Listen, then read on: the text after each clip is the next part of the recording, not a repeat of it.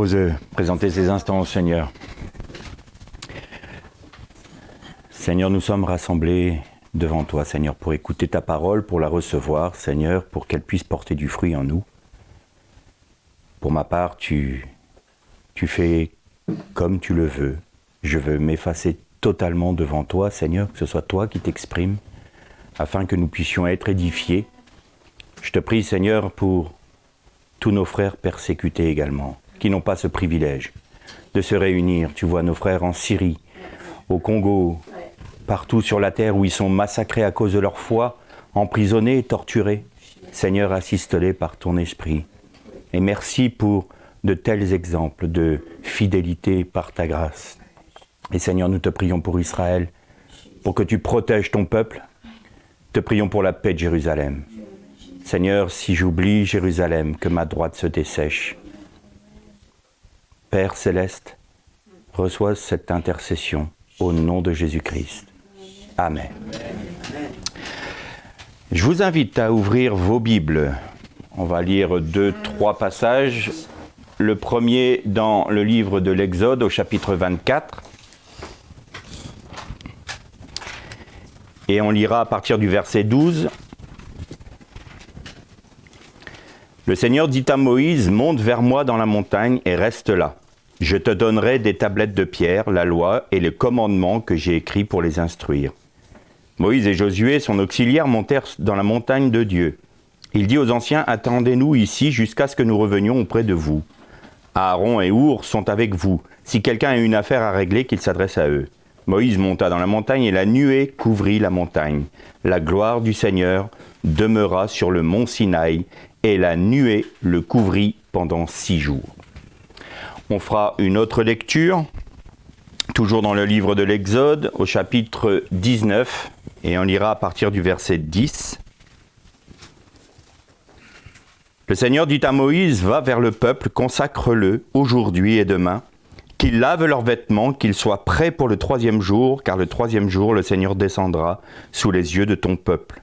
Sur le mont Sinaï, tu fixeras au peuple les limites tout autour en disant, gardez-vous de monter dans la montagne et d'en toucher le bord. Quiconque touchera la montagne sera mis à mort. Celui-là, on ne portera pas la main sur lui, mais on le lapidera, ou bien on le scriblera de flèches. Que ce soit une bête ou un homme, il ne restera pas en vie, car la corne de bélier retentira, c'est-à-dire le chauffard. Ceux-ci monteront dans la montagne. Moïse descendit de la montagne vers le peuple. Il consacra le peuple et ils lavèrent leurs vêtements. Il dit au peuple, soyez prêts dans 3 jours, ne vous approchez pas d'une femme. Le 3e jour, au matin, il y eut des coups de tonnerre, des éclairs et une épaisse nuée sur la montagne, avec un fort son de chauffard. Tout le peuple qui était dans le camp se mit à trembler. On fera pour l'instant une dernière lecture dans le livre des Actes.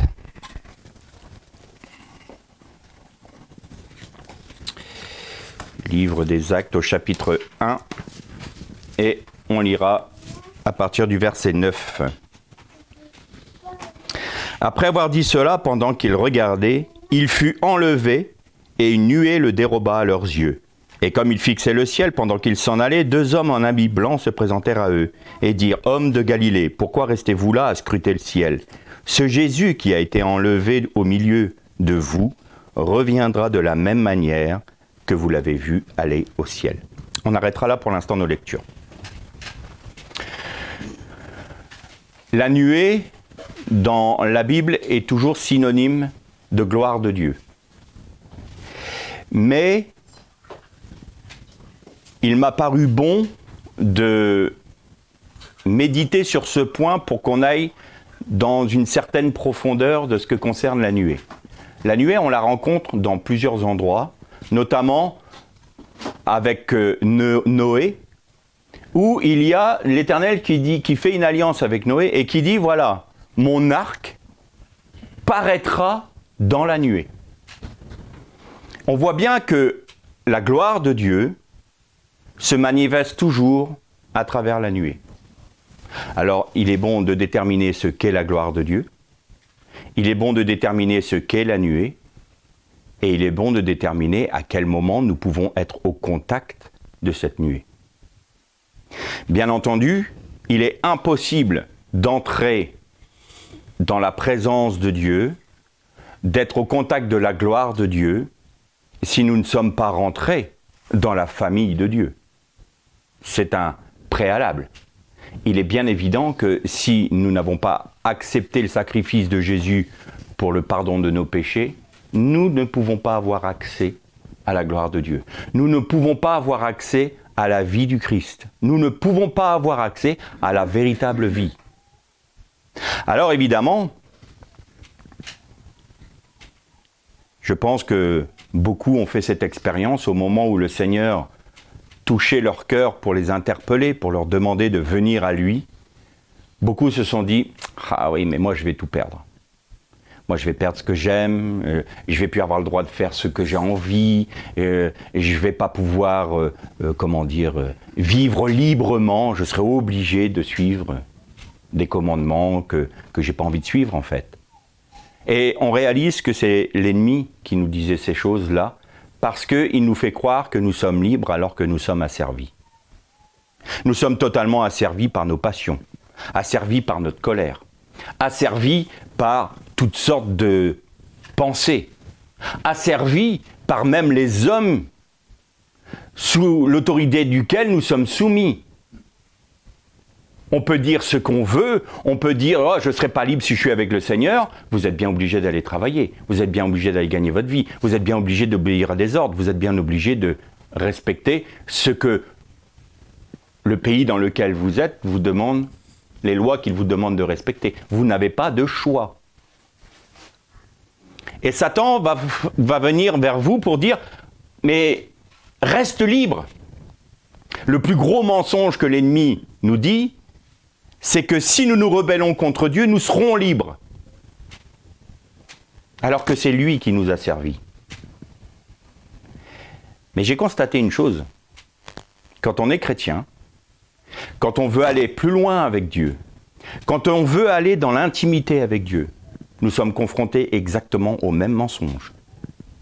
Si jamais tu veux aller plus loin avec Dieu, ah là là, il va t'en arriver des bricoles.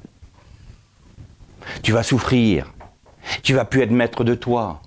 Ah, t'imagines un peu, mais ça c'est extrémiste, ça c'est totalitaire.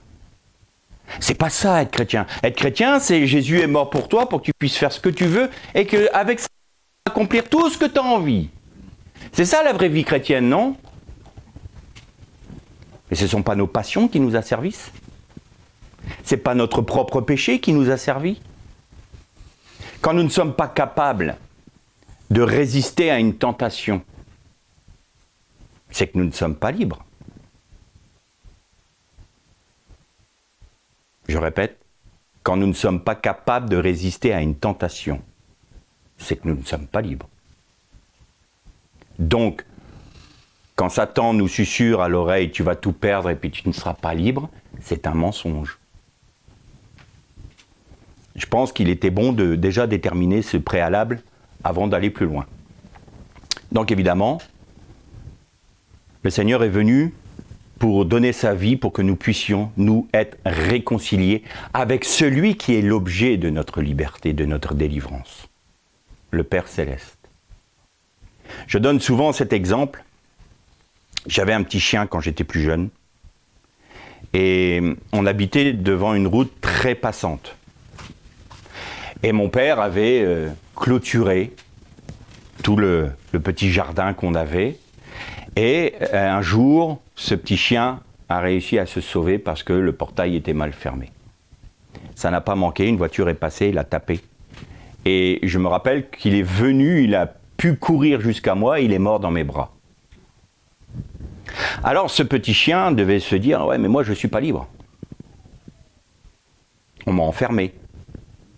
Je ne peux pas courir où je veux. Je ne suis pas libre. » Et Dieu a donné des commandements à l'homme, justement pour le garder, entre guillemets, de la voiture qui risque de le heurter, du péché. Mais nous, on veut toujours plus de liberté, hein. On ne veut pas rester dans le cadre que Dieu nous a défini. Vous avez noté que l'homme était dans le jardin d'Éden, c'est-à-dire que Dieu planta un jardin en Éden. Il clôtura un endroit où l'homme pouvait s'épanouir. Et au fur et à mesure que ce jardin prendrait de la place, contrôlé, dirigé, gouverné par l'homme, eh bien cet environnement s'élargirait. Mais il s'élargirait dans le cadre de Dieu. Dieu ne veut pas nous emprisonner, il veut qu'on s'élargisse, mais en lui. Et donc ce petit chien est comme nous. On sort, nous. Ah, commandement de Dieu, ah, ça ne m'intéresse pas. Ah, respecter ça, ah non, ça ne m'intéresse pas. Je vais faire mes expériences. Fais tes expériences. Et le jour où le péché te tape comme la voiture a tapé mon petit chien, on vient pleurer. Mais je ne comprends pas, si Dieu existait, il ne me permettrait pas ça. Mais c'est toi qui as voulu te sauver, hein. C'est toi qui as voulu te plaindre. C'est toi qui as dit que tu n'étais pas bien là dans le cadre dans lequel je te permets de t'épanouir. C'est toi qui as voulu aller dans le péché. C'est toi qui as voulu être mordu par le serpent. Et maintenant tu viens m'accuser que moi je t'ai pas gardé. Je t'ai tout donné pour te garder. Et nous en tant que chrétiens on est comme ça aussi. Il n'y a pas que ceux qui n'ont pas donné leur vie à Christ qui sont comme ça. Nous aussi. Ah Seigneur, pour aller plus loin dans ta connaissance, pour aller plus loin dans ton intimité, j'ai envie de sortir du cadre. Et le Seigneur il dit, si tu veux me rencontrer, il faut que tu montes sur la montagne. Mais attention, tu ne montes pas n'importe comment sur la montagne de l'Éternel. Et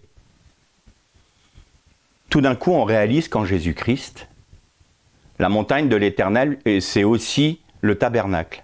On rentre dans le parvis, donc on est né de nouveau, on est réconcilié avec Dieu par le sacrifice de Jésus, parce que nous sommes au contact de l'autel, nous sommes au contact de la cuve d'eau, et donc nous sommes au contact du sacrifice, du sang. Et puis on peut rentrer dans le lieu saint. Dans le lieu saint, c'est la vie de l'esprit, la Ménorah, qui est les 7 esprits de Dieu. Nous avons les pains de proposition et nous avons l'autel des parfums.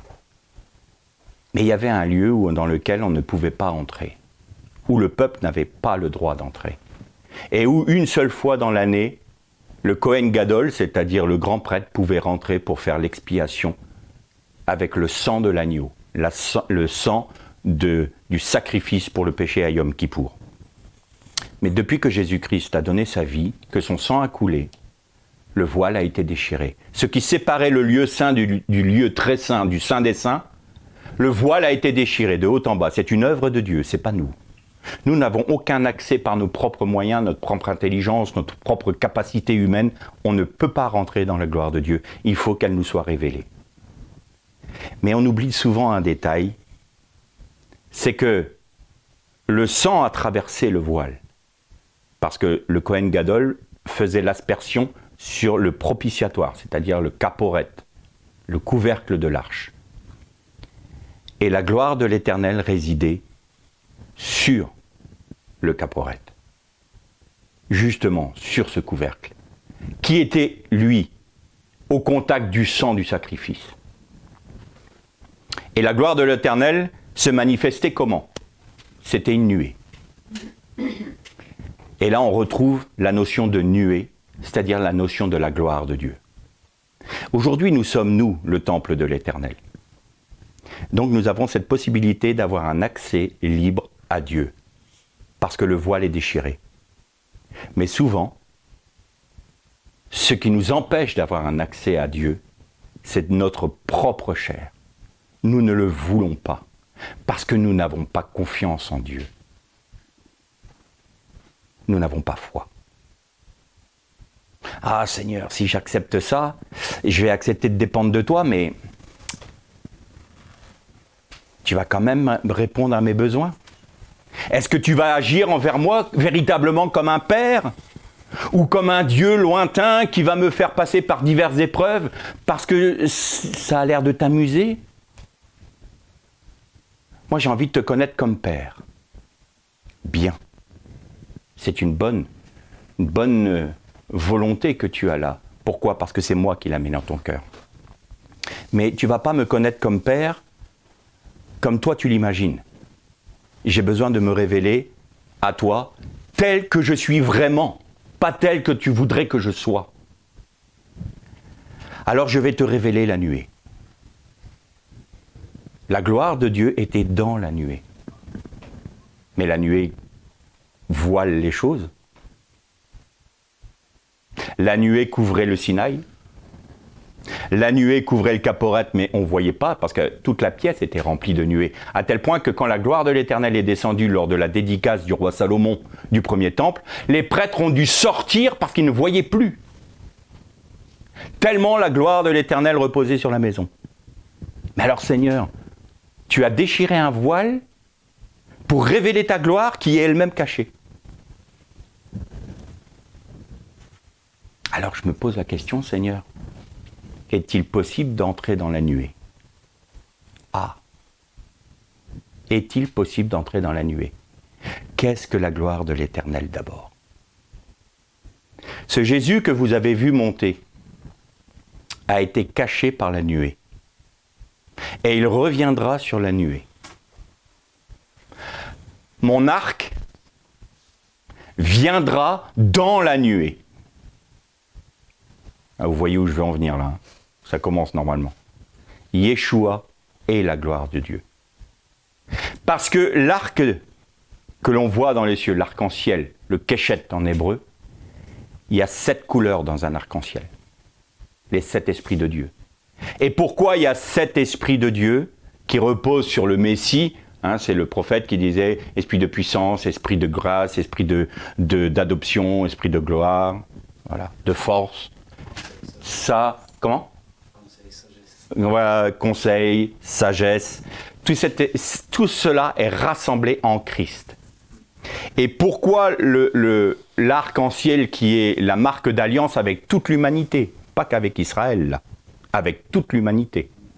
Et ça serait l'objet d'une autre étude, mais il y a une relation entre le keshet, c'est-à-dire l'arc-en-ciel, et la brit mila, c'est-à-dire la circoncision.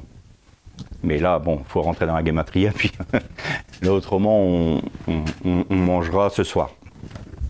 Donc, on va rester sur notre thème.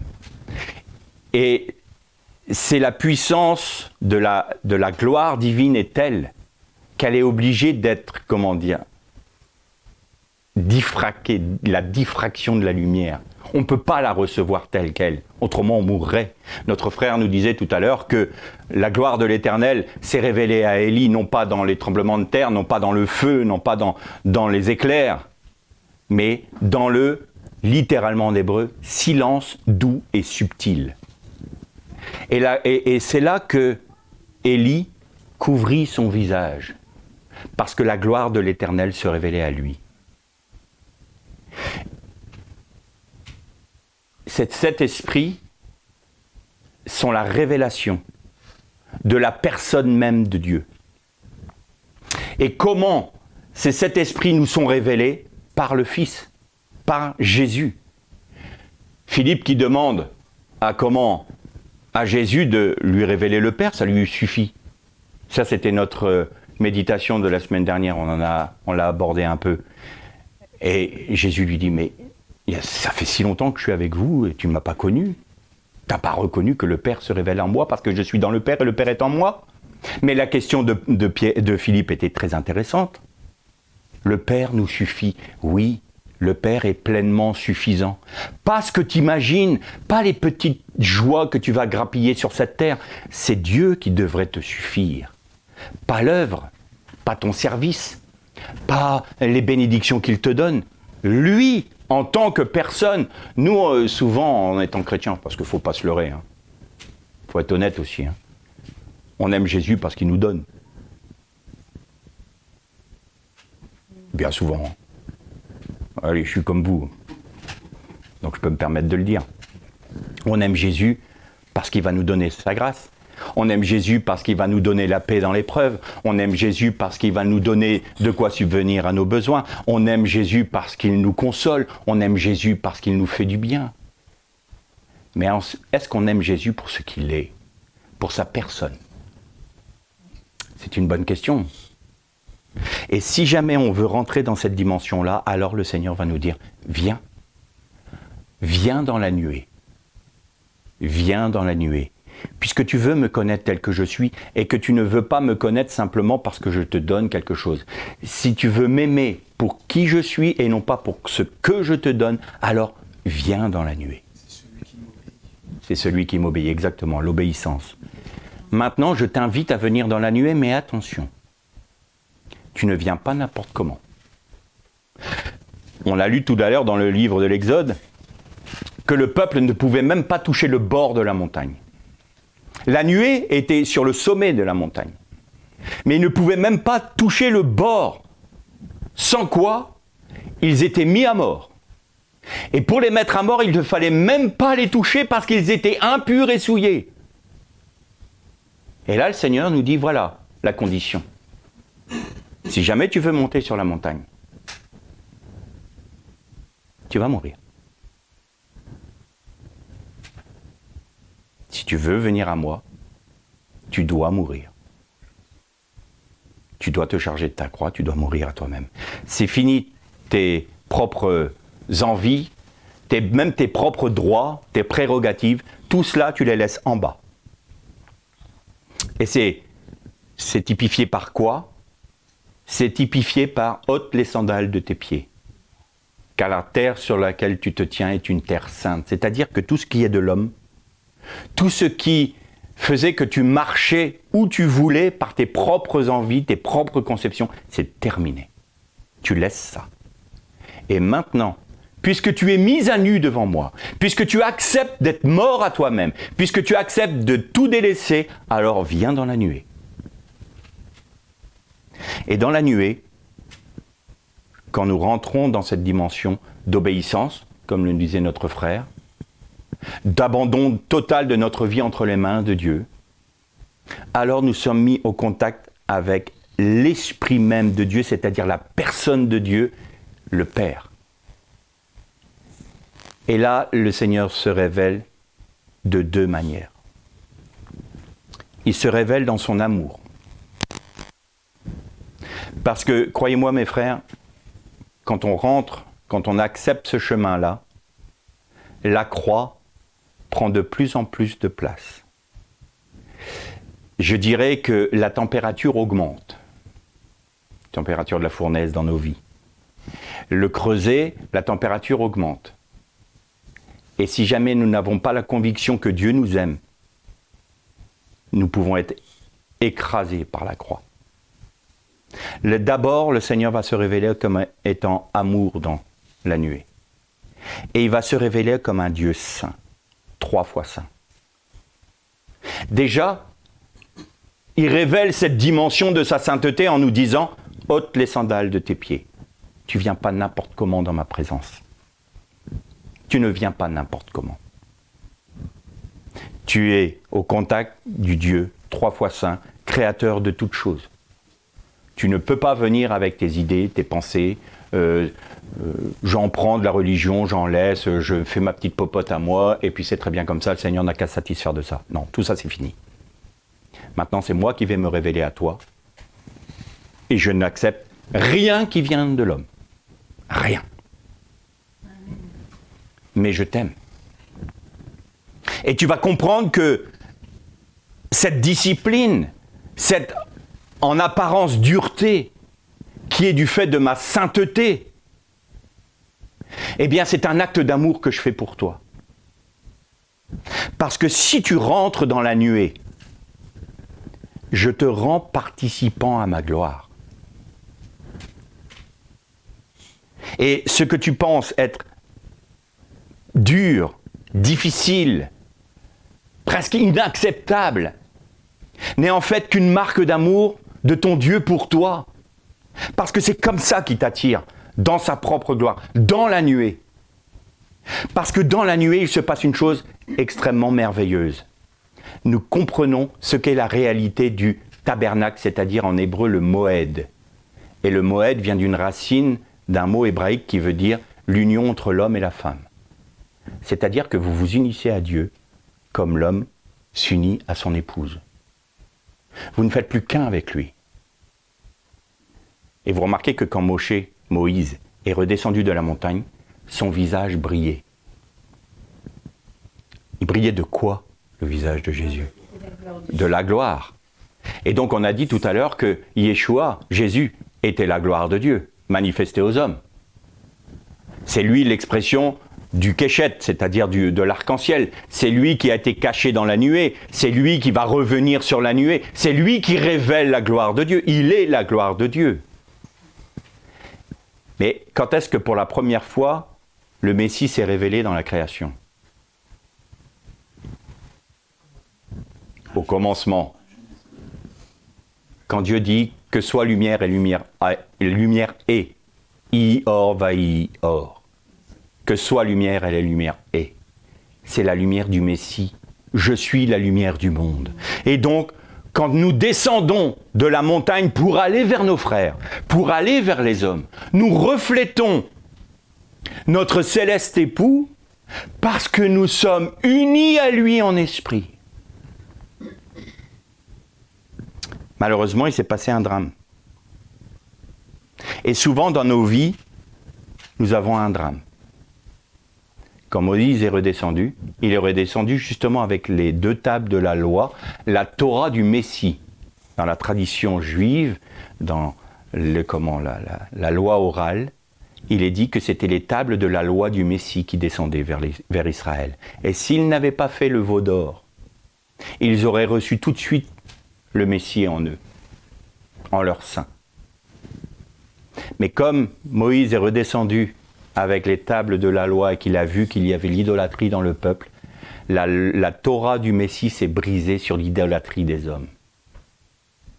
Combien de fois les commandements de notre Seigneur se brisent sur notre idolâtrie, sur notre moi, sur ce que je veux garder dans ma vie.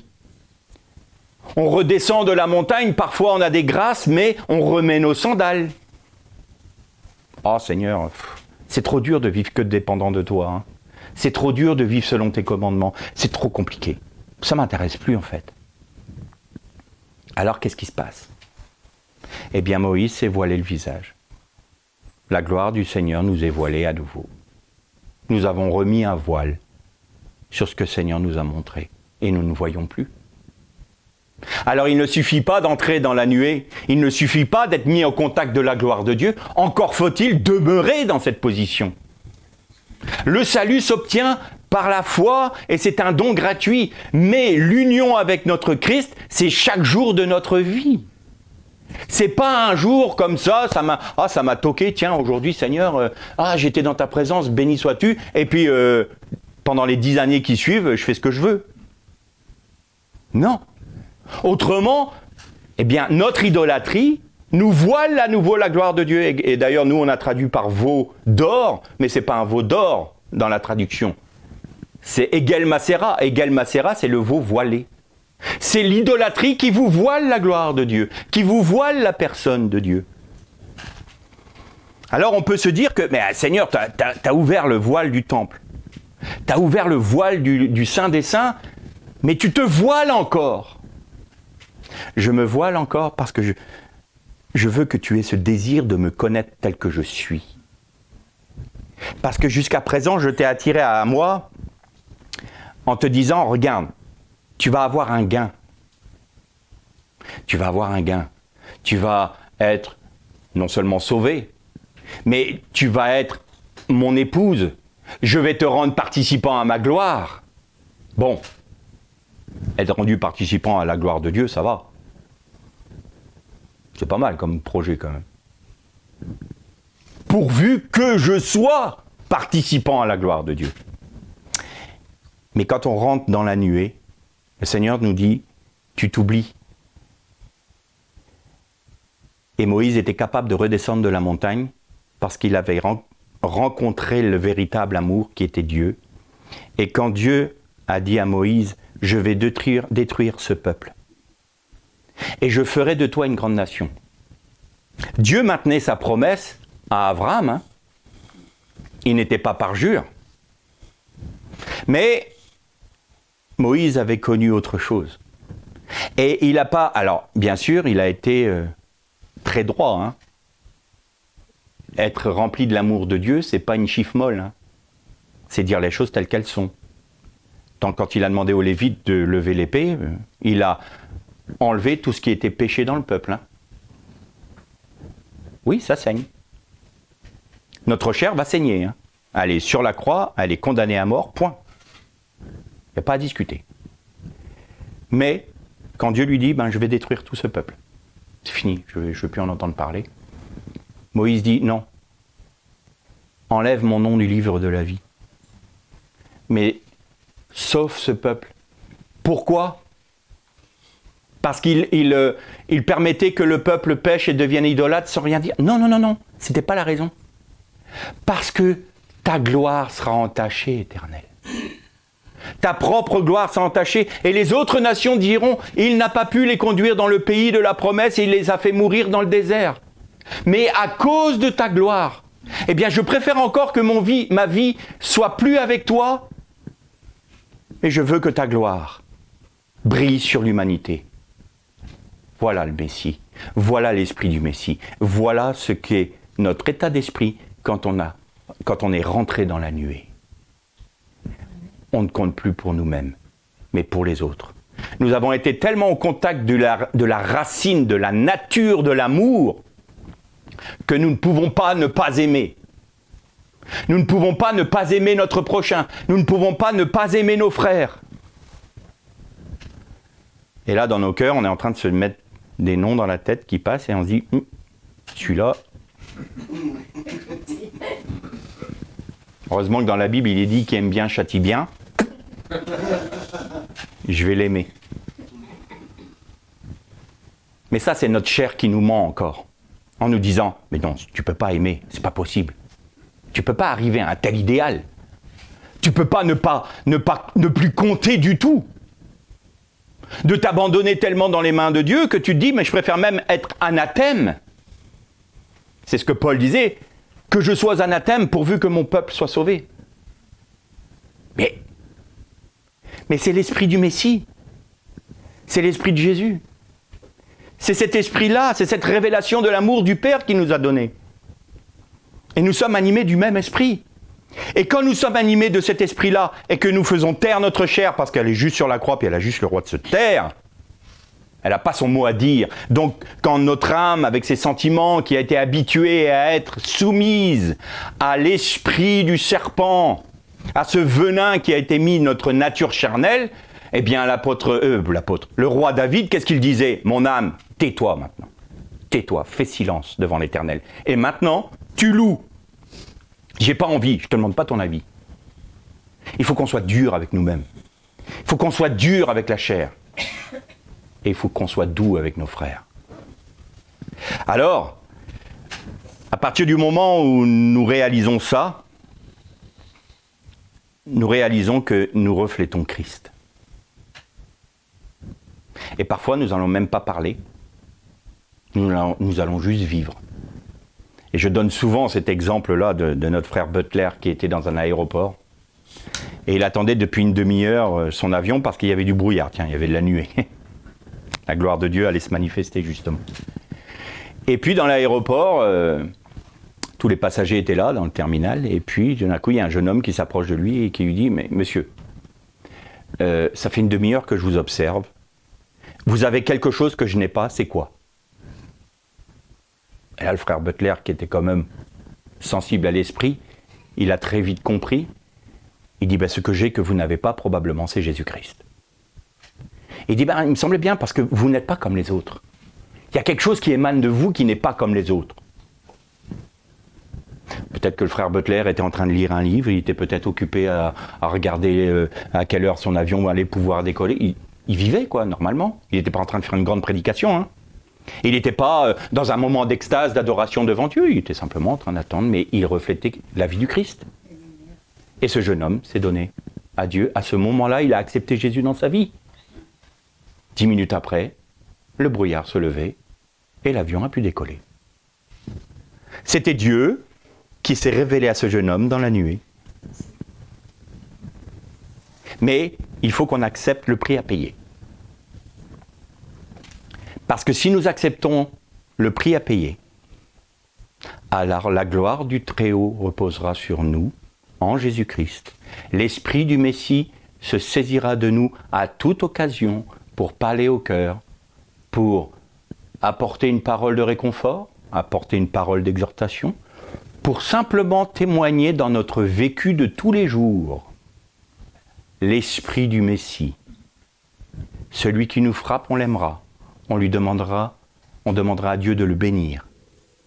On ne vivra plus les épreuves qui nous atteignent comme étant des fatalités et qui nous donnent la peur du lendemain. Parfois, nous vivons des épreuves qui nous donnent de la crainte. Ah, mais ça m'est arrivé, ça. Mais ça va recommencer. Il y a un risque, hein. J'ai peur, en fait. Et vous savez quoi? C'est encore l'ennemi qui vous ment en vous disant « Oh, ben, t'as vécu ça, ça va recommencer. » Arrête de vivre. N'aie plus d'espérance. Fais plus de projets. Oh là. Non. Reste dans ta tourmente, reste dans ta crainte, reste dans ta peur, reste dans ton angoisse. Et le Seigneur te dit, mais crois simplement en moi. Viens, je veux te libérer de tout ça. Pas des épreuves, mais de l'angoisse de l'épreuve, de la tristesse de l'épreuve. Dans l'épreuve, je vais te donner de la joie. Dans l'épreuve, je vais te donner de l'espérance. Dans l'épreuve, je vais faire de toi non seulement mon témoin, mais mon vis-à-vis. Comment ça, mon vis-à-vis? Eh bien, l'homme a eu pour femme, la femme, Isha, qui est devenue son vis-à-vis. C'est-à-dire que mon horizon, le vis-à-vis c'est face à face, hein, mon horizon ça serait Christ. Mais l'horizon du Christ c'est moi. Comment ça, Seigneur? Ton horizon, c'est moi, qui suis un pécheur, qui suis indigne. Oui, c'est toi. Et tu sais pourquoi? Parce que quand tu es dans le sein des saints, quand tu es au contact de la nuée, c'est là que je parle à ton cœur, parce que Dieu a dit une parole très étonnante à Moïse. C'est là que je me rencontrerai avec toi. Amen. C'est là que je me rencontrerai avec toi. C'est-à-dire que l'esprit du Messie va rencontrer l'esprit du Messie qui est en nous, mais en nous, avec nous. C'est ça que Dieu veut. C'est cette relation-là que Dieu veut. Et la nuée était encore dans un autre endroit, et je terminerai sur ce point. Il était sur la montagne de la Transfiguration. La nuée était là.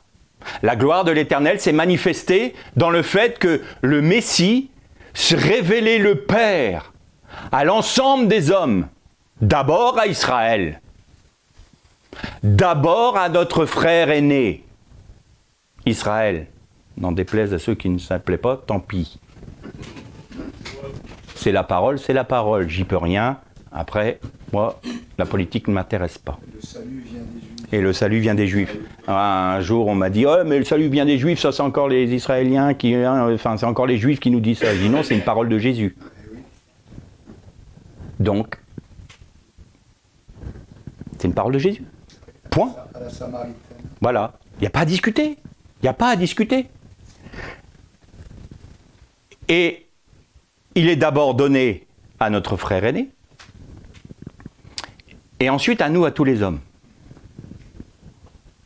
Et sur la montagne de la Transfiguration, le Messie était l'expression, la révélation de la loi et des prophètes. La loi, Moïse. Les prophètes, Élie. Et vous avez noté, tout d'un coup, Élie et Moïse ont disparu. Et de la nuée est sortie une voix qui a dit « Celui-ci est mon fils bien-aimé, faites tout ce qu'il vous dira. » Pourquoi? Parce que en Yeshua, en Jésus, la loi et les prophètes étaient incarnés. Il est l'expression de la loi et des prophètes. Il est la loi, il est prophète. Il est la gloire de Dieu. Et c'est pour ça qu'il y avait la nuée, mais la nuée ne couvrait pas, ne cachait pas le Messie. Ne cachait pas la loi, ne cachait pas les prophètes. Et c'est pour ça, quand nous sommes sur la montagne de la Transfiguration, qui n'est d'autre, spirituellement parlant bien sûr, que le mont Sinaï, qu'est-ce que nous voyons? Nous voyons le Messie et nous voyons l'accomplissement de la loi et des prophètes dans le Messie, donc nous connaissons le Père. nous ne pouvons pas redescendre comme nous y sommes montés. Ce n'est pas possible. Alors mes frères et sœurs, l'appel d'aujourd'hui, c'est quoi? Répondons à l'appel de Dieu. Viens, monte sur la montagne. Monte sur la montagne. Et pour terminer, on va lire un dernier texte dans le 2e livre des Chroniques,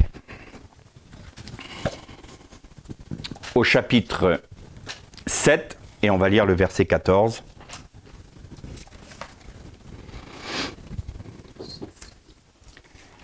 Voici comment on va s'approcher de la montagne de l'Éternel, comment on va rentrer dans la nuée, comment on doit avoir comme disposition de cœur, quelle disposition de cœur on doit avoir. Et ce texte nous en parle. Si mon peuple, sur qui est invoqué mon nom, s'humilie, prie et me recherche, s'il revient de ses mauvaises voies, moi je l'entendrai depuis le ciel. Je pardonnerai son péché et je guérirai son pays. Voilà ce que Dieu veut. Vous voulez que la France soit guérie? Vous voulez que la Bretagne soit guérie? Vous voulez que notre pays soit guéri? Vous voulez que le christianisme soit guéri? Eh bien, humilions-nous devant l'Éternel. Prions, cherchons-le avec ardeur. Jeûnons, prions, cherchons sa face. Alors nous serons amenés dans la nuée. Alors nous serons amenés dans la gloire de Dieu. Et quand nous redescendrons de ce moment-là, eh bien nous reflèterons la vie du Christ et nous serons une source de bénédiction pour tous ceux qui nous entourent. Et alors on va se dire, ouais, donc ça c'est la montagne de la transfiguration. Sauf que tu oublies de dire un détail, mon frère. Ils sont redescendus, les disciples. Et ils sont redescendus et en direct dans l'épreuve. Un démoniaque qui ne pouvait pas être libéré par, entre guillemets, délivré par les disciples. Tout de suite, on est confronté au combat. Tout de suite, on est confronté au train-train de la vie. Ah là là, les moments d'extase, on les aime, les séminaires, les belles réunions, les choses où c'est facile, on est porté par la communion fraternelle, on est porté par l'esprit, et puis on revient au boulot et oh! Ah, le matin, il faut se lever à 7h, il faut reprendre le boulot, il faut aller voir mon chef de service qui est une teigne. Et mon patron, je vous en parle pas. Et ma femme. Et mon mari. Et tous les jours, c'est la même rengaine. Ah, comment est-ce qu'on peut refléter la gloire de Dieu à ce moment-là? Parce que notre esprit n'est pas limité. Notre esprit est autant en nous qu'il est à la droite du Père en Christ. Ça sera le sujet du séminaire d'octobre, de début novembre. Donc je ne vais pas tout déflorer aujourd'hui. Mais nous sommes, même dans les trains-trains de la vie, même dans les difficultés de nos vies, même dans les moments où on n'a pas envie, parce que notre chair, elle est comme ça, eh bien notre esprit, lui, est toujours au contact de Dieu. Et si nous laissons l'esprit agir, si nous séparons ce qui est de l'âme de l'esprit, et que nous laissons l'esprit prendre autorité sur notre âme, alors notre âme reflètera ce qui est de l'esprit, c'est-à-dire ce qui est de Dieu. Et c'est comme ça qu'on manifeste la gloire de Dieu auprès de nous et auprès de ceux qui nous entourent. L'Erlé Shalom.